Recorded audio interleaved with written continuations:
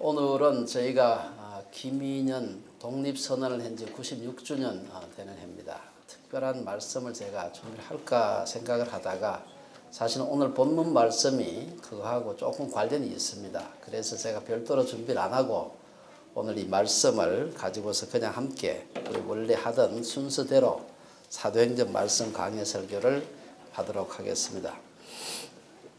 우리가 인생을 살아가다 보면은 계획대로 모든 일들이 자기 뜻대로 되면 얼마나 좋겠습니까? 근데 그런 사람은 거의 없는 것 같고요. 상당히 많은 사람들은 자기가 생각했던 것하고 반대로 살아가는 사람들이 상당히 많습니다. 오늘 이 본문을 보게 되면은 오늘 본문 내용이 짧지만 이 내용이 사실은 창세기 12장부터 해서 창세기가 총 50장까지 있는데 50장까지 내용을 갖다가 압축해 놓은 그런 내용인데 그 속에 보면은 아주 중요한 그 몇 사람의 그 얘기가 나옵니다. 대표적으로 앞에서는 아브라함의 얘기가 나오고 뒤에는 요셉의 얘기가 나옵니다. 이 사람들이 인생을 살아가는 모습을 우리에게 보여주는데 마치 오늘 우리가 인생을 살아가면서 겪는 것과 유사한 그런 과정을 겪게 됩니다. 흥미로운 것은 아브라함이 갈대아 우르를 떠나서 가나안으로 들어가는 모든 과정에서 아주 중요한 가장 중요한 것은 아브라함이 내가 이제 하나님을 위해서 결단을 해서 갈대아 우르를 떠난 게 아닙니다. 순전히 하나님의 주권이었다 하는 점입니다. 아브라함이 하나님을 찾은 것이 아니라 하나님이 아브라함을 찾으셨고 또한 아브라함이 믿음이 있어서 하나님을 택한 것이 아니라 하나님이 그를 택했기 때문에 아브라함에게 믿음이 생긴 것입니다. 비슷하게 요셉이 애굽으로 팔려가는 과정과 이로 인해서 애굽에서 이스라엘이라고 하는 민족이 형성되는 과정도 가만히 보게 되면은 전적으로 하나님의 언약 가운데 이루어지는 것을 볼 수가 있습니다. 그래서 우리가 이런 모든 사건을 보면서 결국은 우리를 갈대아 우르에서 세상으로부터 우리를 불러내시는 분도 하나님이시고 우리의 인생의 내용을 채우시는 분도 하나님이시고 우리의 인생을 인도하시는 분도 하나님이시다 하는 것을 보여주고 있습니다. 우리가 혹 인생을 내가 모두 결정할 수 있다 이렇게 생각하는 분들이 가끔 있습니다. 되게 이제 좀 나이가 젊을 때 그런 생각을 하는 경향이 있습니다만은 실제로 우리가 인생을 조금 살아보면 그렇지 않다 하는 걸 알게 됩니다. 그래서 때때로 또 나이가 좀 들다 보면 그 반대로 이게 왜 인생이 왜 이렇게 안 풀리지 내 마음대로 안 되지 이래서 분노하거나 좌절하는 그런 경우도 있습니다. 오늘 이 본문을 통해서 이 스데반의 설교인데요. 이 스데반의 설교를 한 4차례에 걸쳐서 나누어서 말씀을 드리려고 생각을 하는데 이 설교를 통해서 우리 인생을 향하신 하나님의 뜻이 무엇이고 그 인도하심을 경험하고자 우리가 무엇을 어떻게 해야 될까? 그래서 우리 이 본문을 통해서 핵심 언약의 하나님이라는 개념을 함께 나누어서 생각을 합니다. 오늘에서 1절에서 5절까지 말씀을 먼저 보겠습니다. 여기 보면은 하나님께서 아브라함에게 언약을 약속을 주시는데 땅과 후손에 대한 언약을 주시는 것을 볼 수가 있습니다. 1절에 보면은 이제 우리가 6장까지 말씀을 쭉 공부를 했는데 7장에 들어서서 1절에 보면은 대제사장이 스데반을 보고서 대제사장이 가로되 이것이 사실이냐 이것이 뭐냐 하면은 앞에서 많은 사람들이 스데반이 이런 말 했다 저런 말 했다 막 고소하는 얘기입니다. 저들이 고소하는 그 내용이 다 사실이냐라고 질문하는 것으로부터 오늘 내용을 시작을 합니다. 그러면 스데반에 대한 사람들의 비난이 구체적으로 뭘까? 6장 끝에 보면은 6장 11절에 보면은 6장은 좀 짧습니다. 그래서 11절만 해도 뒤쪽입니다. 11절에 보면은 사람들이 이 사람이 스데반이 모세와 하나님을 모독하는 말을 우리가 들었다 이렇게 주장하기도 하고 또 그 뒤에 보면 13절에서 이 사람이 이 거룩한 곳과 성전을 말합니다. 이 거룩한 곳과 율법을 거슬려 말하기를 마지 아니하는도다. 또 이어서 14절에 보면 나사렛 예수가 이 성전 이곳을 헐고 또 모세가 우리에게 전하여 준 규례를 고치겠다 하는 말을 우리가 들었다 이런 식으로 막 고소를 합니다. 사실 우리가 인생을 살아가다 보면은 스데반과 같이 억울한 비난을 받거나 이런 고통을 당하는 경우가 있습니다. 터무니없는 비난을 받을 때가 있습니다. 그러한 일을 당할 때 우리는 자신의 무지함을 주장하는 것이 필요할 때가 있습니다. 근데 문제는 무지함을 주장해서 통하면 좋은데 상당히 많은 경우는 아무리 내가 안 그렇다, 난 전혀 그런 말 한 적이 없다, 이렇게 해도 안 통할 때가 있습니다. 사실은 막 그런 때가 있을 때 우리가 너무 억울해할 필요가 없습니다. 예수님도 그러하셨고 또 수많은 하나님의 종들이 그런 억울함을 당했고 오늘 스데반도 그런 일을 당하는 것을 볼 수가 있습니다. 그래서 우리가 뭐 경건의 연습, 제자 도의 훈련 뭐 거창하게 말은 하지만 저는 이걸 좀 줄여서 말하면 억울함을 당하는 훈련이 제자 도의 훈련이 아주 중요한 필수 코스입니다. 우리가 대학을 졸업하려면은 이 무슨 전공 선택 같은 건 학점만 치면 안 해도 되는 게 있어요. 그런데 공통 필수라는 게 있습니다. 우리 뷰에도 이걸 이수 안 하면 졸업 못하는 과목이 몇 개가 있어요. 이 제자도 훈련을 받는 데 있어서 역경, 고난, 억울함 당하는 것, 이 과목은 공통 필수예요. 이걸 통과하지 않으면 절대로 졸업 못합니다. 그래서 우리가 여기 보면은 스데반이 전형적으로 그러한 억울하게 당하는 고난, 그 모습을 우리가 여기서 볼 수가 있습니다. 이런 그 억울함을 당하는 연습, 아무런 잘못도 없이 오해를 당하는 연습은 그리스도인으로 성숙해 가는 데 있어서 가장 중요한 경건의 훈련이라고 할 수 있습니다. 예수님도 산상수훈 8복의 마지막 복으로 뭐를 얘기하고 있습니까? 의를 위하여 박해를 받는 자가 복이 있다. 이 똑같은 얘기입니다. 마태복음 5장 11절에 보면은 나로 말미암아 너희를 욕하고 박해하고 거짓으로 너희를 거슬려 모든 악한 말을 할 때에는 얼굴 울그락부락 하면서 펄펄 뛰지 말고 너희에게 복이 있나니 기뻐하고 즐거워하라. 하늘에서 너희의 상이 큼이라. 너희 전에 있던 선지자들도 이와 같이 박해하였느니라. 스데반에 대한 고소들은 모두 터무니없는 잘못된 것이었습니다. 하지만 오늘 이어지는 본문에서 스데반은 자신의 비난에 대해서 조금도 개의하지 않고 내가 안 했다 이렇게 얘기하지 않고 전혀 그 말에 대한 대답도 하지 않습니다. 대답할 필요도 없기 때문에 자신이 전해야 할 메시지만을 바로 전하는 걸 볼 수가 있습니다. 다른 사람들로부터 억울하게 비난받을 때 우리는 우리를 비난하는 자들에게 주목하게 되면 분노하게 됩니다. 그럴 때는 먼저 자신이 정말 잘못한 것이 없는지를 살피고 그 다음에는 저들이 나를 향해서 억울하게 나를 비난하는 것에 대한 하나님의 뜻이 무엇일까? 이것을 살펴보는 것이 필요합니다. 스데반은 자신을 향한 모든 비난이 전혀 사실이 아님을 확신했기 때문에 이제는 내 스스로 조금도 가책될 게 없으니 이제부터 내가 전해야 할 메시지가 무엇인지 여기에 대해서 집중을 하게 됩니다. 그래서 그는 아브라함을 통한 하나님의 언약, 땅과 후손에 대한 언약의 설교를 바로 시작하는 걸 볼 수가 있습니다. 2절에 보면은 하나님의 주권적 부름에 대한 얘기로부터 시작을 합니다.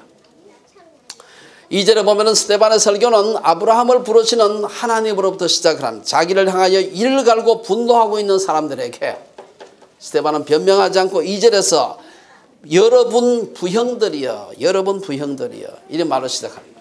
일반적으로 사람은 자신에 대해서 보통 비난하는 자들에게는 비난하고요, 분노하는 자들에게는 분노하고, 이게 보통 사람들의 모습입니다. 하지만 스데반이 사람들의 분노에 조금도 동조하지 않고 그들의 아젠다에 따라가지 않고 자기 아젠다로 가는 걸 볼 수가 있습니다. 2, 3절에서 보면 스데반이 말하는 바는 우리들에게 두 가지 중요한 사실을 말해주고 있는데, 첫째는 이 본문은 2절 3절은 하나님의 주권과 예정에 관한 얘기를 하고 있습니다. 하나님은 주권적으로 아브라함을 부르셨습니다. 아브라함이 하란에 있기 전에 메소포타미아, 지금의 그 이라크 남부의 갈대아 우르 지방, 요새 자주 테러도 나고 하는 그 지방입니다. 그곳에 살고 있었던 아브라함에게 하나님이 찾아오셨다. 아브라함이 하나님을 찾아간 것이 아니라 하나님이 그에게 찾아오셔서 말씀하셨다는 것입니다. 아브라함이 믿음이 있어서 하나님을 택한 것이 아니라 하나님이 그를 택하셨기 때문에 아브라함에게 믿음이 시작되었다는 것입니다. 이어서 3절에서 하나님은 아브라함을 찾아오셔서 뭐라고 얘기합니까? 내 고향 친척을 떠나 내가 네게 보일 땅으로 가라. 하나님께서 우리에게 GPS 주고 찾아가려 한 게 아니에요. 그냥 보일 땅, 아직 보이지도 않았어요. 보일 땅으로 가라. 하나님은 아브라함의 인생을 인도하시는 분이셨습니다. 아브라함을 찾아주시는 분도 아브라함의 인생을 인도하시는 분도 하나님이셨습니다. 우리는 흔히 아브라함을 믿음의 조상이라고 말하지만 아브라함을 그렇게 만드신 분이 하나님이시다. 사람마다 인생을 살아가는 모습이 다를지라도 우리가 믿음의 길에서 떠나지 않고 하나님을 믿고 한평생 사는 것이 하나님의 은혜입니다. 자신의 공로라고 생각하는 순간 우리는 넘어질 수밖에 없습니다. 여기서 우리는 하나님의 예정과 주권을 만나게 됩니다. 우리가 하나님 앞에서 바르게 살려고 노력해야 하지만 내 노력으로 내가 의인이 되었다, 내가 꽤 괜찮은 사람 되었다라고 생각하는 순간 넘어지는 것입니다. 뭐 그렇다고 해서 아무렇게나 살라 그런 말이 아니라 우리는 노력해야 되지만 하나님의 예정과 주권 속에 우리가 있다는 것을 꼭 기억을 해야 됩니다. 하나님의 예정과 주권은 상당한 부분 회기적입니다. 조금 어려운 말이 회기적입니다. 그때는 잘 몰라요. 아, 내가 그냥 열심히 해서 뭐가 된 것 같은데 한참 가다가 인생을 살다가 돌아보면 아, 그때 하나님의 그 주권이 있었고 예정이 있었구나. 이 회기 돌아보면은 하나님의 예정과 주권이 눈에 보이는 것입니다. 지금 순간 하나님 예정일까 아닐까? 내가 하나님 예정했으면 공부 안 해도 대학 입시 되겠지. 이렇게 생각하는 건 전혀 예정이 아닙니다. 이건 예정을 아주 잘못 이해한 것입니다. 하나님께서 아브라함을 갖다가 예정하셨지만 아브라함은 그 예정하신 데 대해서 예정되었을까 안 될까 고민하지 않고 부르심에 그냥 순종을 한 것을 볼 수가 있습니다. 하나님의 주권과 인간의 자유의지, 하나님의 예정과 인간의 노력의 경계선을 걷는 것은 쉬운 일이 아닙니다. 그리고 그걸 너무 끌려고 노력하는 건 좋지도 않습니다. 우리가 우리에게 주어진 환경에서 최선을 다하고 가다 보면은, 그리고 한참 가서 보면은 돌아보면 아, 그때 그 참 내가 정말 하나님께서 나를 인도하셨구나, 이 깨닫는 것이 예정과 주권입니다.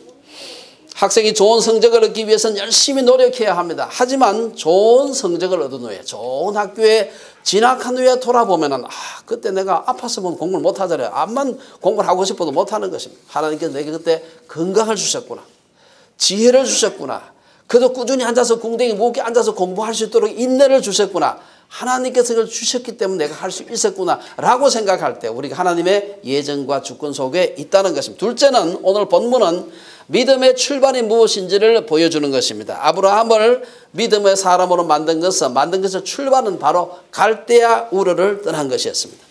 갈대아 우르는 오늘날 메소포타미아 문명의 중심지, 세계 4대 문명의 그 발상제 중에서 가장 오래된 문명의 발상제입니다. 거기서는 아브라함이 조상 대대로 살았던 고향이고 자기가 태어난 곳이고 자기의 생업이 있는 곳이었습니다. 다시 말해서 갈대아 우르는 자기가 먹고 살 수 있는 비즈니스가 있었고 자기를 보호해 줄 수 있는 일간 친척이 있었고 소위 말하는 컴포터블 존이었습니다. 그렇기 때문에 고향을 떠난다는 것은 그 안전지대를 떠나는 것이었습니다. 믿음이라는 게 뭐냐? 자기를 보호해 주는 보호막을 떠나게 되면 누구만 의지해야 됩니까? 하나님만을 의지합니다. 그 컴포터블 존을 떠나게 되면 그때부터는 내 일가 친척, 내 가족, 내 비즈니스가 나를 보호하는 것이 아니라 하나님께서 보호해 주는 것입니다. 하나님만을 자신의 보호자로 삼을 때 우리의 믿음의 여정이 시작되는 것입니다. 여러분, 한국에서 신앙생활을 제대로 하지 않다가 이민 가가지고 혹은 유학 가서 그 예수 믿고 팔자 고친 사람이 굉장히 많습니다. 왜냐? 남은 나라에 가보세요. 암만 영어를 열심히 하고 토플 열심히 치고 와도 안 들려요. 방언이 좀 영어 방언 터지라고 암만 기도해도 그 방언은 하나님께 기도 듣지 않습니다. 열심히 ES를 가서 공부를 해야 방언 터지지 절대로 방언이 안 터진다 이 말이에요. 그러면서 얼마나 여러 가지 뭐 인종차별도 당하기도 하고 때로는 억울한 일도 하고, 여기서 우리 저 원우들이 와서 말 잘못해가 손해본 거 많지 않습니까? 답답해도 말도 못해요. 우리가 뭐 입이 없습니까? 뭐가 다 있는데도 불구하고 나는 말하는데 못 알아들어요. 그래가지고 억울한 일을 얼마나 많이 당합니까? 지금도 당하고 있어요. 게다가 또 뭐 돈이라도 많은 것 하면 괜찮은데 유학 와서 누가 그렇게 돈 쌓아놓고 공부하는 사람 거의 없으면 다 빠듯하게 그냥 간신히 사실 극빈자로 살아가지 않습니까? 조금만 무슨 문제가 생기면 심각한 문제가 되는 것입니다. 그러니까 의지할 데가 없어요. 그래서 이민 와서 유학 와서 예수 제대로 믿게 된 사람은 굉장히 많습니다. 사실 박사학위 받은 것보다도 와서 예수 제대로 믿은 게 훨씬 더 큰 유익이 된 사람이 굉장히 많습니다. 우리가 그러한 그 아브라함을 갖다가 하나님께서 갈대아 우르에서 끄집어낸 것은 그곳에 두고는 도저히 DTS를 할 수가 없다 하는 생각하시는 겁니다. 하나님께서 아브라함을 하나님의 백성의 조상으로 만들려면 갈대아 우르의 그 컴포터블 존에 두고서는 도저히 불가능하다 생각을 해서 그를 불러내셨습니다. 그 다음에 4절에 보면 이제 4절 첫 부분에 보면 하란에 머물라는 그 말이 나오는데요. 아브라함이 갈대아 사람의 땅을 떠나 하란에 거하다가, 하란은 요새 네덜란드가 아닙니다. 저 화란 저 터키 있는 중부지방에 있는 그 지방이에요. 밑에서부터 올라와서 그 근처 와서 이렇게 살다가 가는데, 흥미로운 것은 영광의 하나님이 아브라함에게 나타나셔서 고향 친척 아비의 집을 떠나라. 그럼 떠났으면은 바로 하나님께서 약속하신 소위 말해서 프라미스드 랜드에 가게 해야 되지. 근데 거기 안 가고, 아니 중간에 약간 돌아가긴 하지만 도는 중간점 가지고 시커 놔둡니다. 하란은 하나님의 약속의 땅이 아닌데 하나님은 아브라함을 그곳에 머물게 하셨습니다. 왜 하란에 머물게 했을까? 이건 우리가 뭐 추측은 자유이기 때문에 이런저런 추측은 해볼 수 있지만 정확한 이유를 모릅니다. 그냥 하나님께서 그 하란을 떠나라고 말씀하실 때까지 자기 아버지 데라와 더불어서 그곳에 머물렀습니다. 한 가지 분명한 것은 왜 머물렀는지 잘 모르지만 그곳에 머무는 것이 믿음의 훈련이 아니었을까 생각해 볼 수 있습니다. 믿음은 위대한 일을 하는 것이 아니라 하나님이 머물라고 하는데 머무는 것입니다. 가라고 할 때 순종하는 것이고요. 우리는 인생을 살아가면서 내가 왜 이런 곳에 살아야 하는지, 이런 상황 하에서 지내야 하는지, 이런 사람하고 내가 왜 일을 해야 하는지 알지 못할 때가 있습니다. 요셉과 같이 오랜 시간이 지난 후에 형이 나를 팔아먹고 애굽으로 종으로 팔려가고 뭐 보디발에서 뭐하고 이 모든 거 나중에 한참 지나는 거 그래서 그랬구나 이렇게 수수께끼가 쫙 염주 꿰듯이 풀리는 사람도 있는데 죽을 때까지 그 수수께끼 안 풀리면서 사는 경우도 굉장히 많습니다. 왜 그랬는지. 그러나 하나님이 떠나라는 명령이 있을 때까지는 우리는 불필요한 듯이 보이는 장소에 불필요한 듯이 보이는 사람과 불필요한 일을 듯이 보이는 그런 일을 하면서 머물러야 합니다. 때로 우리는 죽을 때까지 왜 그때 그곳에 그런 일을 당하면서 지내야 하는지 알지 못한 채 세상을 떠날 수도 있습니다. 이유를 알지 못하면서도 하나님을 신뢰하면서 그분께 순종하기로 작정하는 것이 믿음입니다. 아브라함이 하란에 머물렀던 것과 같이 성도들에게 이 땅은 영원히 머물 장소가 아니다 하는 것을 알아야 됩니다. 아브라함이 하란이 최후의 목적지가 아니었던 것처럼 우리가 이 세상에서 갖는 것들도 궁극적인 의미가 아니가 다만 도구적인 의미만 있는 것들이 거의 대부분입니다. 우리가 이 세상에 사는 동안 애지중지하는 것들도 약속의 땅에 들어가기 위한 하란과 같은 징검다리일 수가 있다는 것입니다. 우리의 집, 우리의 비즈니스, 우리의 건강한 육체, 우리의 지식도 영원하지 않습니다. 이런 것들은 약속의 땅에 들어가는 과정에 있으면서 우리의 성숙을 도와주는 도구일 뿐인 것입니다. 혹 내가 왜 이곳에 있는지 이 일을 하고 있는지 그 이유를 알지 못해서 고통스러워하는 분이 있는지 모르겠습니다. 왜 하나님은 오늘 자신을 이 세상에서 갈등과 고난 속에 두시는지 이유를 알 수 없는 사람은 없는지 모르겠습니다. 때로 우리는 아브라함과 같이 그 이유를 잘 모르지만 하란에 머물러야 할 때가 있습니다. 그런 상황에 있더라도 약속의 땅으로 인도하시는 하나님의 계획을 의심하지 않고 하란을 떠나라는 명령이 있을 때까지 하란의 믿음으로 머무는 성도들이 되시기를 주의 이름으로 축원합니다. 4절 하반절부터 5절에 보면은 하나님께서 아브라함에게 후손과 땅에 대한 언약을 주시는 걸 볼 수가 있습니다. 이제 하나님은 때가 되었을 때 아브라함을 약속의 땅으로 하란으로부터 가나안으로 옮기시는 걸 볼 수가 있습니다. 4절 하반절에서 보면은 그때가 언제냐? 아버지 데라가 세상을 떠났을 때입니다. 하나님은 왜 아브라함을 데라가 죽은 후에 약속의 땅으로 부르셨을까? 성경은 여기에 대해서 자세한 얘기를 하고 있지 않습니다만은 제가 가만히 생각해 보니까 데라 아버지가 죽은 것은 갈대아 우르를 완전히 정리한다는 의미가 있습니다. 하나님은 고향 친척 아비집을 상징하는 아버지가 살아있는 한 아브라함이 비록 몸은 갈대아 우르 사람까지 왔지만 아버지가 살아있는 한은 아직도 이 갈대아 우르와의 이 커넥션을 가지고 있는 것으로 생각하신 것으로 보입니다. 여러분 부모님이 모두 세상을 떠난 분들은 이 아브라함의 마음을 좀 더 이해할 수 있지 않을까 생각합니다. 비록 부모님이 연로하셔서 이제는 경제적이나 육체적인 능력이 전혀 없어도 살아계신다는 사실 자체가 자녀들에게는 큰 그 마음의 의지가 되는 것입니다. 자기가 태어나서 자란 곳이 아니더라도 부모님이 생존해 계시는 곳이 고향인 것입니다. 연로하신 부모님이 계시면 모든 자녀들은 부모님에게 몰려든 한 분 살아 계시든 두 분 다 살아 계시든 모이는 것입니다. 우리가 보면 가끔 가다가 부모님 계시면은 좋은 점이 뭐냐? 모시는 건 좀 힘들지만 자기는 남의 집 안 가도 돼요. 저 먼데 한국에서 부모님 보러 오는 거 저는 안 가도 되거든요. 비행기 값 절약할 수 있습니다. 저도 사실은 오랫동안 부모님을 모시다가 저희가 이 캐나다로 오면서 형님 댁으로 이제 가셨는데 어머니께서 아버지는 오래전에 세상 떠나서 어머니 형님 댁에 계셨는데 형님 댁에 계시게 되면 제가 1년에 2차례 가지만 지금은 제가 거의 고향을 잘 가지 않습니다.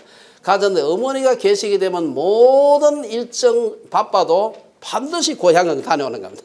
어머니 가서 뭐 제가 뭘 하겠어요. 가서 그냥 얼굴 보고 마는 거지만 어머니가 계시게 되면은 거기는 반드시 그건 뭐 머스트 코스예요. 안 갈 수가 없는 그런 데지. 하나님은 아브라함이 아버지 데라가 떠난 후에 그를 약속의 땅으로 인도하십니다. 완전히 갈대아 우르를 정리하라. 그렇다면 그렇게 오래전부터 갈대아 우르로 떠나라. 하란에 가서 실컷 머물게 하고 그렇게 오랜 시간 동안 약속의 땅으로 들어오게 하셨다면 뭔가 터전을 좀 주셔야 할 거 아니겠어요. 5절을 보면은 뭐라고 얘기합니까? 그러나 여기서 아브라함이 약속의 땅이라고 생각하며 갔던 가나안 땅에서 발붙일 만큼도 유업을 주지 아니하시고 발이라는 게 우리 발이 뭐 소도박만 합니까? 발 디딜 자기 땅도 별로 없었다 이 말이에요. 아브라함은 하나님의 약속을 바라보면서 갈대아 우르를 떠나 하란을 거쳐 가나안까지 순종하며 따라왔지만 하나님은 그에게 발붙일 땅도 주시지 않았다. 하나님이 지시하신 가나안에 입성한 아브라함의 모습은 오늘 세상으로부터 불러냄을 받은 우리의 모습일 수 있습니다. 그리스도인이 되면 우리가 이 세상에서 발붙일 땅이 자동적으로 주어질 것처럼 생각하는 사람들이 많습니다. 예수 믿으면 병 낫고 무병장수하고 비즈니스 잘 되고 우리 흔히 그걸 성공복음 혹은 번영신학이라고 얘기합니다. 그리스도인들은 불신자들이 당하는 고난과 고통을 피할 수 있는 것처럼 생각하는 분들이 있습니다만은 전혀 그렇지 않아요. 발붙일 땅도 안 주실 수 있습니다. 예수를 믿는 사람도 암에 걸릴 수 있고요. 배우자가 먼저 죽을 수도 있고 사업이 부도날 수 있습니다. 믿음은 온실이 아니라 현실이기 때문입니다. 그렇다면 이런 상황에서 우리는 어떻게 하나님을 믿을 수 있을까? 여기 대해서 5절 하반절에서 뭐라고 얘기합니까? 이 땅을, 이 가나안 땅입니다. 약속의 땅, 이 땅을 아직 자식도 없는 저와 저의 씨에게 소유로 주신다고 약속하셨습니다. 아직 애도 나지도 않았는데 자손에게 주겠다. 하나님이 약속하신 땅에서 중요한 것은 부자되고 건강하고 출세하는 데 있는 것이 아니라 그의 믿음의 후손 씨에 대한 약속입니다. 이 자손은 이미 주어진 자손이 아니라 후에 약속으로 주실 칩니다. 약속의 자손입니다. 하나님은 아브라함에게 발붙일 땅도 주시지 아니하시면서 대신 약속의 씨를 약속하셨습니다. 하나님이 결혼하고도 수십 년 동안 아이를 낳지 못했던 불임의 사라, 그것도 이미 생리가 끊어져서 아이를 낳을 가능성이 전혀 없는 늙은 사라에게 자손을 약속하신 것은 무엇을 의미합니까? 이는 하나님만이 가능하게 하시는 분임을 믿으라는 것입니다. 하나님은 아브라함에게 부귀영화를 약속하지 않으시고 대신 저에게 믿음의 씨, 믿음의 후손을 주시겠다고 약속하셨습니다.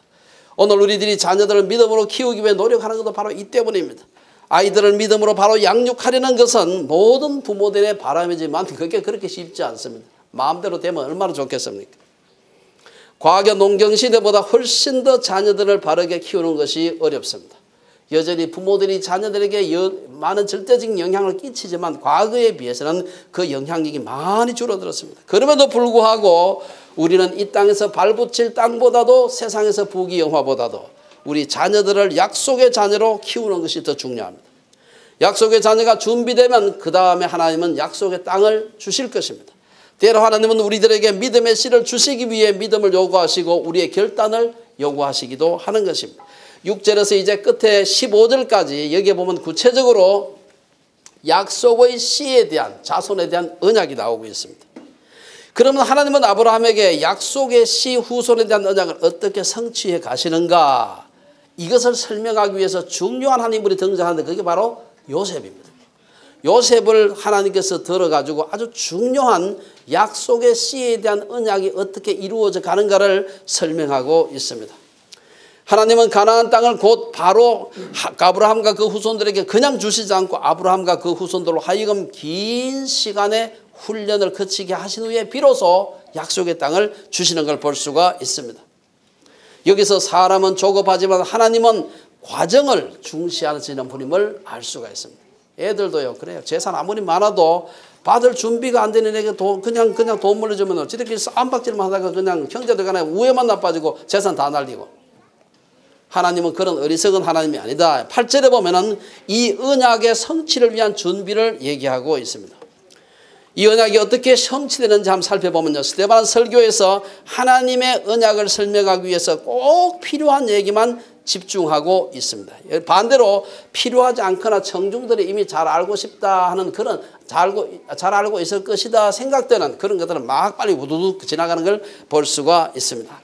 8절을 한번 보시기 바랍니다. 제가 그 8절 한번 읽어보겠습니다. 이런 8절에서 뭘 볼 수 있는지 한번 생각해 보세요. 할례의 언약을 아브라함에게 주셨더니 이삭 태어나고 뭐 태어나는데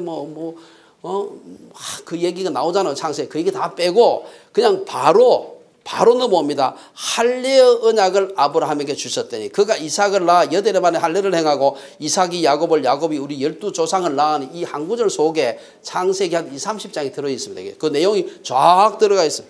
이 급한 거는 지금 빨리 해서 요셉이 얘기하고 싶은 겁니다. 저자가 지금.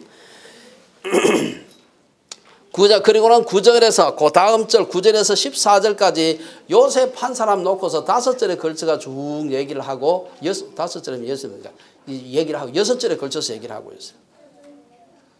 8절에서 자녀가 없었던 아브라함에게 독사 이삭을 주시는 과정은 생략하고 있지만 이 사건 역시 너무나 놀라운 일이었습니다. 아이를 낳지 못하던 90세의 여인이 임신을 하고 아이를 낳았다. 무슨 얘기입니까?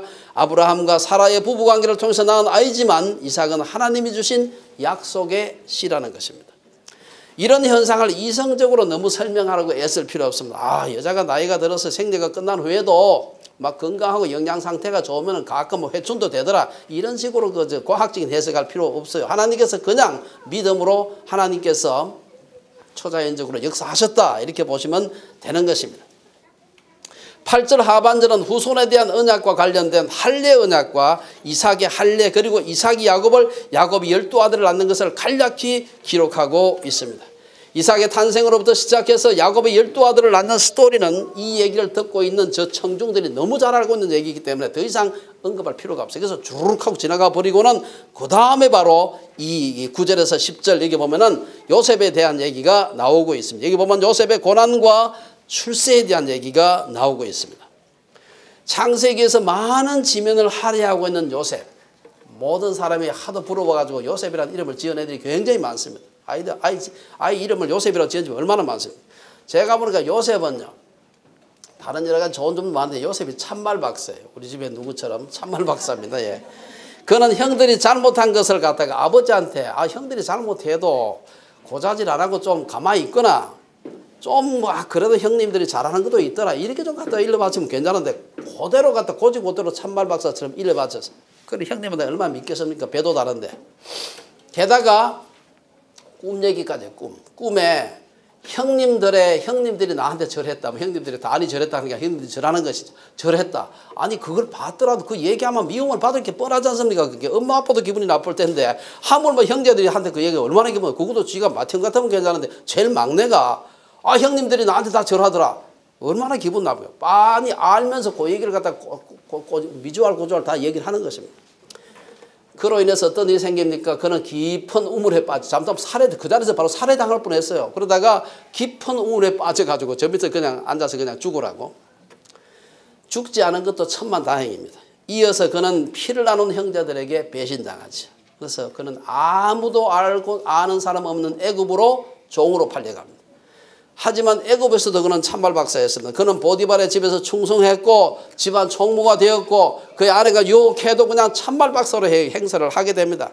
그런데 그 고약한 안주인으로 인해서 다시 감옥에 갇히게 되고 감옥에서도 그냥 자기가 꿈 해몽도 해주고 좋은 일을 많이 했는데 잊혀짐을 그건 배신당했다기보다 잊혀짐을 당했어요. 그래서 그냥 몇 년을 감옥에서 그냥 썩고 지내는 것입니다. 하지만 밤이 깊을수록 새벽이 더 가까이 오고 어둠이 짙을수록 더 밝은 광명이 기다리고 있는 것입니다. 한편의 드라마와 같은 요셉의 인생 드디어 애굽의 총리가 됩니다. 그 과정은 다 아시니까 얘기할 필요가 없어요. 클라이막스에 이르렀습니다. 10절의 말씀처럼 바로가 하나님이 그를 애굽의 총리로 세운 것입니다. 깊은 우물에 빠졌던 요셉이 10수년 만에 불과 나이 30세에 그 대제국 오늘 같은 미국 정도 되는데 이게 국무총리 정도 국무부 장관 정도 된 것이죠. 그로 인해서 어떤 일이 납니까? 11절에서 14절까지 보면 야곱 일가족이 애굽으로 이주하는 걸 볼 수가 있어요. 11절에서 14절에 그 얘기가 나옵니다. 여러분 보통 우리가 소설을 쓸 때 기성전결 뭐 이런 구조가 있잖아요. 기성전결 구조를 따르는 소설 같았으면 요셉의 주인공 같았으면 작가는 요셉의 그 기가 막힌 국무총리 되고 난 뒤에 이 클라이막스네. 그리고 팍 이제 끝내야 되는 이 결말을 맺어야 되는데 하지만 여기서 요셉의 얘기가 끝나고 창세기가 끝났다면 본론을 시작하지 못하고 끝나는 것입니다. 본론에 해당하는 후손에 대한 하나님의 언약은 성취되지 않았을 것입니다. 오늘 11절 이하는 요셉의 그늘 아래서 애굽의 풍요한 땅에서 무슨 일이 일어납니까? 하나님의 후손에 대한 언약이 요셉의 우산 밑에서 성취되어 가는 걸 볼 수가 있습니다. 요셉은 하나님의 후손의 언약이 성취되는 통로였습니다. 그가 주인공이 아니라 그는 통로였습니다. 그의 드라마틱한 스토리는 하나님의 언약의 성취를 위한 서론에 불과했습니다. 요셉은 바로의 꿈을 해몽한 일로 애굽의 총리가 되었고 애굽은 요셉으로 인해서 전대미문의 풍년과 전대미문의 흉년을 이길 수 있었습니다. 12절에서 14절에 보면은 이 흉년으로 인해서 애굽 땅에만 든 게 아니라 가나안 땅도 다 흉년이 들었습니다. 그러니까 이 흉년으로 인해서 요셉이 자기의 가족을 만날시키고 흉년 안 들었으면 왜 그 애굽에 내려오겠습니까? 흉년이 들었기 때문에 애굽에 양식이 있다는 얘기를 듣고 야곱의 일족이 처음에는 자식들을 보냈다가 나중에는 야곱까지 다 내려오는 걸 볼 수가 있습니다. 그래서 요셉은 아버지를 만나게 됩니다. 그리고 그들은 물이 풍성한 애굽에서 고센 지방은 나일강 델타 가까이 있습니다. 아주 비옥한 땅입니다. 그곳에서 마음껏 목축하면서 후손들을 불릴 수가 이 하나님의 언약의 백성을 만들어가는 것입니다. 게다가 애굽 사람들은 목축을 싫어해가지고 야곱 일족이 있는 고센 지방에는 가까이 오지도 않아요. 가까이 오게 되면 어떻게 됩니까? 남자 여자 가까이 오게 되면 통혼하게 되고 이 혼혈되게 돼요. 하나님의 거룩한 백성이 만들어질 수가 없어요. 그래서 고센이라고 하면 뚝 떨어진데 애굽 사람들은 그 근처도 안 오는 거기서 이 이스라엘 백성들 그때 백성도 아니죠. 이 일가족만 거기 살았어요. 만일 히브리인들과 애굽인들이 가까이 있으면서 하루 이틀도 아니고 400년간 그곳에 지냈다. 그래 보세요. 그러면 결혼 안 할 수 있습니까? 남녀 좋아지는 거 어떻게 말리겠어요 그거를? 이스라엘 사람들은 애굽 사람들에게 동화되었을 것이고 누가 누구에게 동화됩니까? 애굽 사람들이 이스라엘 가족에게 야곱의 가족에게 동화되겠습니까? 안 되죠. 이 야곱의 가족이 애굽의 동화가 될 수밖에 없는 것입니다. 아마 그렇게 되면 이스라엘 백성들은 역사에서 사라졌을 것입니다. 후에 걸출한 모세와 같은 지도자가 나타나가지고 야 출애굽하자. 출애굽할 사람이 없는 것입니다. 이스라엘 백성이 없으니까. 하나님의 백성이라는 민족적 정체성은 사라지고 누가 애굽인인지 누가 이스라엘 사람인지 구분할 수도 없었을 것입니다. 모두들 애굽인들이 섬기는 우상을 열심히 섬기고 있었을 것입니다. 당시 세계 최강의 애굽에 100명도 안 되는 일가족이 내려가가지고 거기서 자기 민족을 혼혈을 되지 않고 이 불릴 수가 있었던 것은 요셉이라고 하는 그 우살이 없었으면 불가능한 얘기입니다. 유한한 사람의 눈으로 볼 때 인생은 요지경이지만 하나님의 눈으로 볼 때는 하나님은 우리 인생을 망원경이나 제가 광각렌즈를 하나 샀다고 했죠. 광각렌즈로 세상을 보는 훨씬 더 넓은 안목으로 보시는 것입니다. 그러면 우리는 요셉의 생애로부터 무엇을 배울 수 있습니까? 하나님은 요셉을 애굽의 총리로 만들었지만 그것이 최종적인 목적이 아니었다. 하나님은 그의 총리직이 하나님의 거룩한 백성을 인큐베이팅하는 모판 혹은 우산이 되게 하셨습니다. 요셉의 얘기는 오늘 우리들에게 하나님이 주신 건강, 부요, 지위, 지식 따위는 그 자체가 목적이 아니라 그런 것들은 하나님의 백성들을 인큐베이팅하는 우산이 되어야 한다는 것입니다. 많은 사람들이 위대한 업적, 높은 지위, 많은 부에 관심이 있지만 그런 것들은 하나님께서 그걸 통해서 뭔가 하시고 싶기 때문에 주신 것입니다. 말할 필요도 없이 7년간 지속된 혹독한 기근을 아마 견딜 수 있게 된 것도 그런 지혜를 주신 것도 하나님께서 더 큰 일을 맡기시기 위해서입니다. 요셉이 총리가 되었고 하나님이 주신 지혜로 그가 풍년을 잘 관리했기 때문에 그의 가족들은 물론 천하의 많은 사람들이 굶어 죽지 않고 그 기근을 살아남을 수 있었던 것입니다. 이제 뒤쪽에 가서 언약이 어떻게 성취되는가 하는 것을 우리가 볼 필요가 있습니다. 6절 7절을 제가 좀 일부러 건너뛰었습니다. 왜냐하면 6절 7절은 요셉 얘기 다음에 나와야 되는데 아마 이 누가가 무슨 이 의도가 있었을 것 같아요. 앞쪽에 넣어놨는데 제가 보기엔 뒤쪽에 가는 게 더 맞는 것 같아요. 6절 7절에 보면은 어떻게 해서 하나님의 백성이 만들어지느냐. 사실 남자 여자 결혼해서 아기 낳고 하면 아기가 불어납니다. 그러나 사람만 불어난다고 하나님의 백성이 만들어지는 게 아니에요. 후손에 대한 언약이 성취되기 위해서는 숫자만 불어나서 되는 게 아니에요. 그들이 하나님의 백성으로 훈련받아야 됩니다. 6절 7절은 무슨 얘기가 나옵니까? 이스라엘 백성이 많은 숫자가 불어나고 난 한 400여 년 지났습니다. 엄청나게 몇백만의 사람들이 불어났어요. 근데 그 백성 그대로 데려가 가지고는 이건 또덕이도 아닌 그런 오합지졸이 될 것이 분명합니다. 하나님께서 그들을 몇백만 명을 훈련을 시키는 DTS를 시작하는 걸 볼 수가 있는데 그게 바로 6절 7절의 얘기입니다. 야곱 일족이 혹독한 기근을 이기고 살아남고 나아가서 그곳에서 큰 민족을 이룬 것도 하나님의 궁극적인 목표는 아니었습니다. 하나님은 더 원대한 계획을 갖고 계셨습니다. 야곱 일족이 흉년을 피해 애굽으로 내려간 뒤 한 400년 뒤에 이스라엘 백성은 수백만의 중다한 민족을 이루게 되었는데 하나님이 약속하신 후손 언약은 단순히 사람 숫자 하는 말로 쪽수만 많다고 되는 것이 아니다. 하나님이 약속하신 후손의 언약은 아브라함이 약속하신 거룩한 후손이 필요했어요. 수백만의 이스라엘 백성을 거룩한 하나님의 백성으로 만들 수 있는 방법은 뭡니까? 그것은 우상을 섬기는 애굽을 떠나서 하나님께서 아브라함에게 약속하신 가나안으로 돌아가게 하는 것입니다. 하지만 풍요한 고센 땅에서 수백 년을 뿌리를 내리고 살아온 이스라엘 백성들을 어떻게 가나안으로 데려갈 수 있을까? 이거는요, 이 자체가 이게 불가능한 얘기입니다. 방법은 하나뿐인데 그게 뭐냐? 고난입니다. 떠나는 것이 차라리 나을 만큼 엄청난 고난을 주는데 누구를 통해서 고난을 줍니까? 바로를 통해서. 그 바로는 누구 때문에 더 고난을 줍니까? 모세 때문에. 모세가 가서 내 백성 보내라 하니까 이놈들이 아직도 이게 그 엉뚱한 생각할 만큼 에너지가 남아있구만 해가지고 그냥 더 노역을 더 심하게 시키고 하니까 야 이렇게 사느니 차라리 막 가나안으로 돌아가 한 번도 안 가봤지만 우리 조상에게 하나님께서 약속하셨다는 그 땅으로 가는 게 낫겠다 이 생각이 들게 만드는 그 생각이 들 정도로 고통을 당하게 하는 것입니다. 6절에 보면은 요셉을 알지 못하는 바로가 일어나면서 애굽인들이 이스라엘 사람들을 괴롭히기 시작합니다. 그전에도 좀 괴롭혔지만 어디나 가면 다 조금씩은 괴롭힘이 있잖아요. 그래서 살만하죠. 그런데 때가 되니까 하나님께서 엄청나게 괴롭히게 만든 것입니다. 이스라엘 사람들은 풍요한 애굽 땅에 사는 것보다 차라리 출애굽하는 것을 선택하는 것이 좋겠다는 생각이 들 만큼 고통이 극에 달했습니다. 바로 그때 하나님은 한 지도자를 예비했는데 우리가 바로 다음 우리 설교 때 살펴볼 모세라는 이 걸출한 지도자입니다. 7절의 말씀처럼 하나님은 모세를 통해 이스라엘을 종삼은 애굽을 심판해. 바로가 하나님의 예정 가운데 하나님의 백성들 이스라엘 백성을 고통스럽게 했지만 그것 때문에 바로가 또 심판을 받는 것입니다. 이로 인해 온 이스라엘 사람들은 출애굽의 행렬에 동참하게 한 사람도 빠짐없이 다 모세가 가족이 다 가는 것입니다. 6, 7절의 말씀은 우리들에게 고난의 의미를 다시 생각하게 합니다. 여러분 우리 베드로전서 강해 지난번에 한 거 이게 올해 나오신 분들은 기억하실 겁니다. 베드로전서는 우리들에게 성도들에게 고난의 의미가 무엇인지를 우리에게 보여주는 책입니다. 고난은 변장된 축복이다.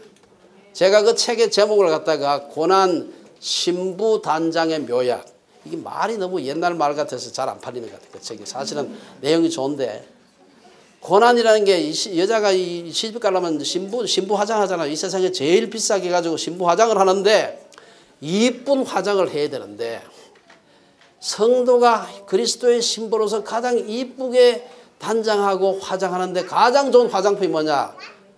무슨 화장품이 아니고요. 고난이라고 하는 화장품. 이 고난의 화장품을 통해서 성도가 그리스도의 신부로 다듬어져 가는 것입니다.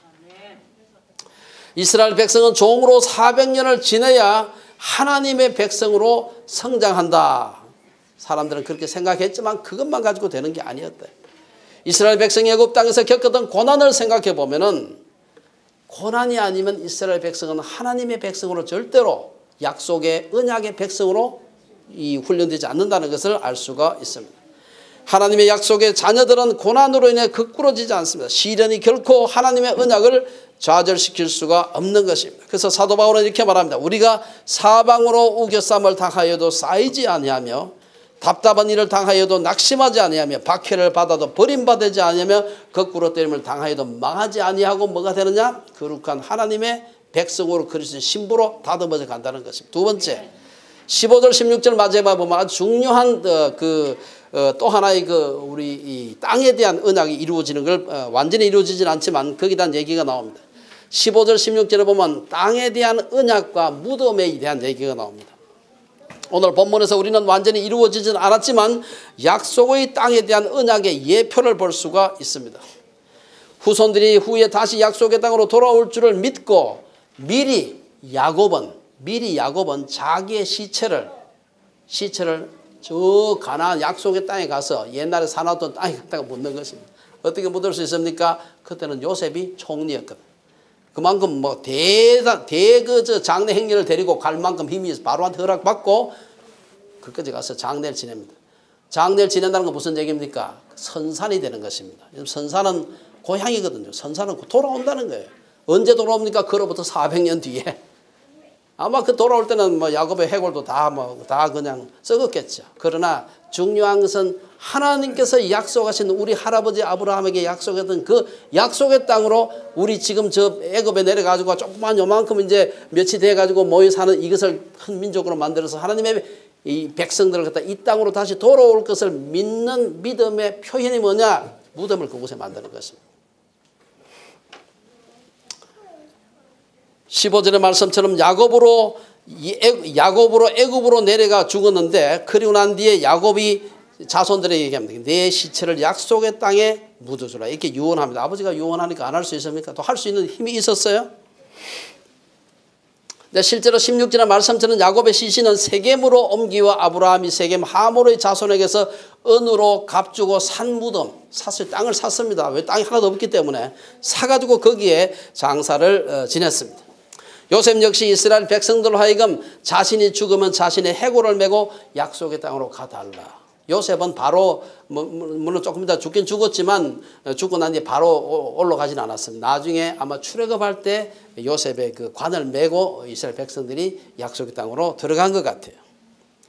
온 식구들이 애굽에 머물고 있는데 야곱은 아브라함에게 약속하신 땅에 대한 하나님의 언약을 기억하면서 믿음으로 그곳에 돈을 주고 땅을 사서 자신의 무덤을 만들었어요. 이 믿음의 표현입니다. 돈이 얼마나 그게 중요한 게 아니에요. 요셉 역시 이스라엘 자손들로 하여금 자신의 유고를 메고 약속의 땅으로 올라갈 것을 그 후손들에게 맹세하게 합니다. 지금 바로 올라가지 않더라도. 이것은 여호수아의 정복 전쟁으로 실제로 약속한 땅을 차지하기 400년 전에 모세를 통해서 출애굽하기 400년 전에 일어난 일이었습니다. 이것이 믿음입니다. 히브리서 기자는 믿음은 뭡니까? 믿음은 바라는 것들의 실상이에요. 바라는 것 400년 뒤에 4000년 뒤에 될지도 모르죠. 400년 뒤에 바라는 것들이 리얼리티가 됩니다. 실제가 되고 보지 못하는 것들에 대한 에비던스, 증거가 된다. 안 보았지만 본 것처럼 손으로 만진 것처럼 증거가 된다는 것이 이게 믿음이다. 근데 여기서 끝으로 우리가 마치기 전에 한 가지 알아봐야 될 게 있는데 16절에 보면 이게 제가 이기 때문에 시간을 좀 많이 보냈습니다. 이게 뭔가 잘못된 것 같아요. 여러분 보면은 스데반은 야곱의 유골이 세겜으로 옮기어 스데반의 설교 내용 아닙니까 이게? 스데반이 야곱의 유골을 두고서 세겜으로 옮기어 아브라함이 세겜 하모르의 자손에게서 은으로 값주고 산 무덤에 장사되니라 이렇게 돼 있어요. 그게 돼 있죠 여러분. 그 끝에 보면은 16절에. 근데 이 기록이요 똑같은 비슷한 기록이 창세기 나오는 얘기인데 창세기 기록하고 달라요 이게. 이 제가 왜 다를까 이제 고민을 좀 한참 제가 했습니다. 창세기 50장에 보면 야곱은 세겜이 아니라 헤브론에 있는 막벨라 굴, 그것도 자기가 산 땅이 아니고 할아버지 아브라함이 사놓은 그 막벨라 굴의 장례가 되었다. 이게 딱 되어 있는데 여기는 전혀 다르게 기록이 되어 있습니다. 창세기 50장 12절 13절에 보면은 창세기 50장까지 있다 그랬죠. 거기 12절 13절에 보면은 야곱의 아들들이 아버지가 그들에게 명령한 대로 그를 위해 따라 행하여 그를 가나안 땅에서 메어다가 마므레 앞 막벨라 밭 굴에 장사하였으니 이렇게 되어 있어요. 창세기는 이렇게 되어 있고 지금 오늘 그 스데반의 설교에는 보면은 세겜으로 옮기고 아브라함이 세겜 하모르의 자손에게서 은으로 값주고 산 무덤에 장사되었다. 얘기가 다르죠. 사실은 이 참 그 딜레마 중에 하나입니다. 창세기 23장에 보면은 아브라함이 산 땅은 세겜 하몰의 땅이 아니라 헤브론에 있는 막벨라 굴이었습니다. 아브라함은 이 땅을 헷 족속 에브론에게 400세겔 주고 샀다고 성경은 그렇게 기록하고 있습니다. 창세기 기록에 의하면 세겜 땅을 산 것은 아브라함이 아니라 야곱이었습니다. 그러나 창세기 33장에 의하면 야곱이 하몰의 아들에게서 백크시타, 합해 다니는데 제가 정확하게 잘 모르겠습니다만은 백크시타에 샀다 이렇게 되어 있습니다. 본문이 착오지요. 창세기 기록과 스데반의 설교 내용이 다른 게 똑같은 지금 그 사건을 지금 얘기를 하고 있는데, 이 소위 신약과 구약의 불일치에 대해 가지고 사람들마다 이걸 어떻게 해석할까? 칼빈은 아마 스데반이 설교하면서 좀 기억의 착오를 일으키지 않았나. 요한 칼빈은 그렇게 해석을 합니다. 뭐 사람마다 좀 의견이 다릅니다만 제가 생각할 때 칼빈의 해석이 좀 맞는 것 같아요. 여러분 생각해 보세요. 스데반은 이 설교하고 나는데 뭐 합니까? 돌에 맞아 죽습니다. 순교를 당해요. 돌에 맞아 죽을 판이니까 사람들이 군중들이 돌 이만큼 한 개씩 들었겠죠. 이게 눈이 그냥 눈에서 불이 출출 흐르고 입이 실룩실룩 하면서 그냥 씩씩거리면서 지금 죽이려고 이게 있는 사람들이 쫙 둘러서 있어요. 그런 사람들을 놓고서 금방이라도 돌을 내리칠 듯이 씩씩거리는 군중들을 놓고서 설교한다고 생각해 보세요. 이렇게 차분하게 앉아 있으면은 뭐 스데반 이런 좀 헷갈리는 일을 안 했을 겁니다만은 그렇지 않았어요. 아마 조금 잘못 생각한 것 같아요. 실제로 성경에 나와 있는 사람의 입을 통해서 한 말 중에 틀린 얘기가 가끔 있습니다. 여러분 그래서 그럼 성경이 또 오류가 많네 이렇게 그렇지 않습니다. 성경에서 틀리게 말하는 사람들의 말을 그대로 기록한 것이 여러 곳 있습니다. 또한 스데반은 당시 구약 성경을 그리스로 번역한 70인역을 스데반이 사용을 하고 있었는데 이 70인역 자체가 원래 히브리어 성경하고는 안 맞는 부분이 꽤 있습니다. 이런 거 생각한다면은 우리가 하나님이 자신의 구원의 계시를 전달하는데 문제가 될 정도로 부정확한 곳은 없습니다만은 성경은 때때로 이런 신약과 구약 사이에 불일치되는 부분이 있다는 사실을 우리가 기억을 해야 됩니다. 결론적으로 몇 가지 말씀하고 마치겠습니다. 우리 인생이라고 하는 것은 어차피 죽습니다. 하지만 우리는 정말 한 줌의 흙으로 돌아가는 존재일 뿐인가. 우리의 썩을 육체만 바라본다면 그렇게 말할 수 있을지 모릅니다. 그래서 욥은 이를 이렇게 아주 적나라하게 표현합니다. 어떤 사람은 죽도록 기운이 충실하여 안전하며 평안하고 그의 그릇에는 젖이 가득하며 그의 골수는 윤택하고 어떤 사람은 마음의 고통을 품고 죽음으로 행복을 맛보지 못하는구나. 어떤 사람은 아주 화려하게 아무런 근심 걱정 없이 존경받으며 한평생 살고 어떤 사람은 한평생 찢어지게 가나하면서 죽을 고생을 하면서 사는 사람이 있는데 그 다음 26절에 보면 욥기서 21장 26절에 보면 이 둘이 매 한 가지로 흙 속에 눕고 그들 위에 뭐가 덮이는구나? 구더기가 덮이는구나. 아무리 어렵게 살았더라도 아무리 드라마 같은 인생을 살았더라도 모두 한 줌의 흙으로 돌아가는 것입니다. 그렇다면 한 줌의 흙으로 돌아가는 것이 인생의 결국인가? 그렇다면 예수를 잘 믿는 건 도대체 뭔가? 아브라함의 축복은 자기 자신보다 그의 후손에게 있었습니다. 약속의 자녀, 약속의 씨에 있었습니다. 그의 혈통에서 다윗이 나왔고 다윗의 후손의 메시아가 나왔습니다. 온 인류는 메시아를 통해서 복을 받았습니다. 우리는 하나님의 영원하고 우주적인 계획 속에 있는 것입니다. 아브라함과 이삭과 야곱의 생애가 그러했듯이 우리도 한 줌의 흙으로 돌아가겠지만 그것으로 끝나지 않을 것입니다. 우리의 육체는 한 줌의 흙으로 돌아가겠지만 우리의 믿음과 헌신과 희생과 눈물과 땀은 결코 흙으로 돌아가지 않을 것입니다. 그 영광스러운 새 하늘과 새 땅을 바라보면서 담대하게 하나님의 언약을 바라보며 나아가는 성도들이 되시기를 주의 이름으로 축원합니다.